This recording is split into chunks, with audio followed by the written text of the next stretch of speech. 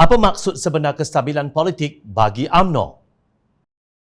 Presiden UMNO Datuk Seri Ahmad Zahid Hamidi berkata berdasarkan sejarah UMNO membangunkan negara, membina kemakmuran dan kestabilan, UMNO berwajahkan keharmonian dan kesejahteraan. Justru soal kestabilan, keharmonian, kemakmuran serta kesejahteraan adalah agenda yang tidak pernah luput daripada kamus perjuangan UMNO, katanya. Dia berkata demikian ketika berucap dalam Perhimpunan Agung Khas UMNO di Pusat Dagangan Dunia Putra Kuala Lumpur WTCKL pada 15 Mei lalu. Perhimpunan Agung Khas itu diadakan bagi meluluskan pindaan menyentuh Fasal 10(16) Perlembagaan UMNO yang memberi tempoh untuk parti itu melanjutkan pemilihan parti dalam tempoh 6 bulan selepas pilihan raya umum selesai diadakan.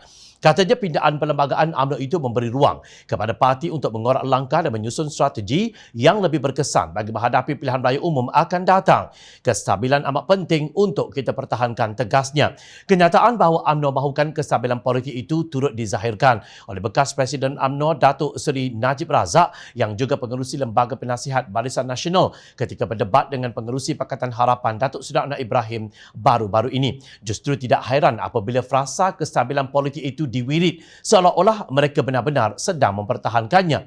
Sebelum itu pada 24 Mac lalu Ahmad Zahid mengecam Pakatan Harapan dan pembangkang kerana membantah usul kerajaan untuk melanjutkan tempoh pelaksanaan subsection 4/5 Akta Kesalahan Keselamatan Langkah-Langkah Khas 2012 SOSMA di Dewan Rakyat. Beliau merujuk kepada perkara 3 dalam memorandum persefahaman antara pihak kerajaan dan Pakatan Harapan yang menurutnya menegaskan bahawa pihak pembangkang hendaklah bersetuju atau berkecuali dalam apa-apa usul yang dibawa oleh kerajaan. Pembangkang sebenarnya tidak berminat untuk mewujudkan kestabilan politik, dakwa Zahid. Menurut beliau, kegagalan usul SOSMA menunjukkan kerajaan dalam kedudukan sekarang tidak akan dihormati, tidak stabil dan tidak akan berupaya untuk mengemuka dan menjayakan dasar yang baik dengan lancar. Untuk rekod, undian dibuat di Dewan Rakyat berhubung usul bagi melanjutkan penguatkuasaan subsection 4/5 Akta Kesalahan Keselamatan Langkah-Langkah Khas 2012 SOSMA berkenaan tahanan selama 28 hari tanpa perbicaraan. Melalui undi itu, hanya 85 ahli parlimen bersetuju berbanding 86 tidak bersetuju. Sementara itu, dalam proses undi belah bahagi tersebut, seramai 49 ahli parlimen tidak hadir. Najib Razak dan Ahmad Zahid Hamidi merupakan dua daripada pemimpin UMNO yang tidak hadir pada 23 Mac 2022. Presiden UMNO itu berang kepada pemimpin Pakatan Harapan yang didakwanya tiada komitmen untuk meneruskan kestabilan politik. Sedangkan beliau sendiri tiada komitmen untuk hadir pada sesi undi belah bahagi SOSMA yang dijalankan itu. Berbeza dengan Parti Gabungan Pakatan Harapan yang mengadakan pemilihan walaupun pilihan raya umum mungkin diadakan dalam masa terdekat, UMNO meminta perlembagaannya untuk menangguhkannya sehingga lepas pilihan raya umum demi mengelak jawatan yang disandang daripada dicabar. Kononnya ia dilakukan untuk mempertahankan kestabilan.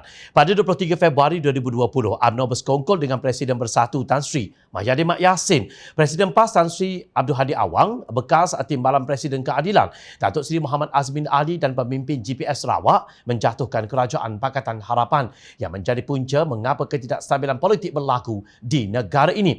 Demikian pengertian kestabilan politik bagi UMNO. Sesungguhnya UMNO mempunyai sifat, sikap dan langkah yang pelik berhubung mempertahankan kestabilan yang dilaung-laungkannya.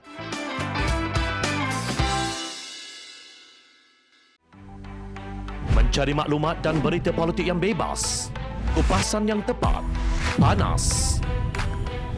Dapatkannya secara eksklusif hanya di Jom Channel. Komitmen kami, rentasan berita Isnin hingga Jumaat. Berbicara dan isu semasa, kami garapkan secara langsung. Panel-panel berkaliber dan profesional.